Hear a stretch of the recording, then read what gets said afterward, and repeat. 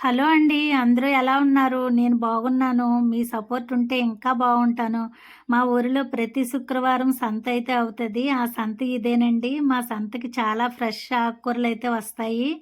ఎందుకంటే పక్కపక్కనే మాకు రైతులైతే పండిస్తారు. కాబట్టి అన్నీ కూడా తాజాగా ఉంటాయండి. ఇవైతే మసాలా సామాన్లండి. అన్నీ కూడా దొరుకుతాయి. ఏది లేనిదంటూ ఉండదు అసల. మా ఊరి జనం అందరూ ప్రతి శుక్రవారం సంతకైతే వెళ్తారు. ఆడవాళ్ళందరూ కలిసి వెళ్ళి సరదాగా అయితే తెచ్చుకుంటారండి. ఇదైతే చేపల బజారండి. ఇక్కడ చేపలు, ఎండు చేపలు, మటను, చికెను అన్నీ కూడా దొరుకుతాయండి. ఒకే చోట అయితే ఉంటాయి. నేనైతే రోజు ఆళ్ళతోటి ఎళ్ళలేదండి.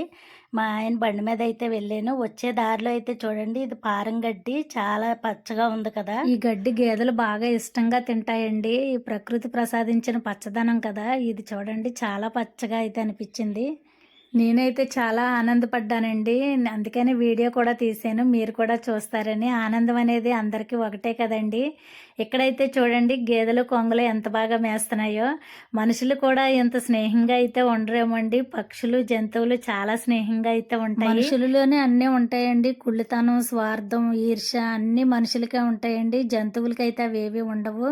ఇక్కడైతే చూసారండి మల్లెపూలైతే స్టార్ట్ అయిపోయాయండి. మా ఆయనైతే తీసుకొచ్చారు. ఇదేనండి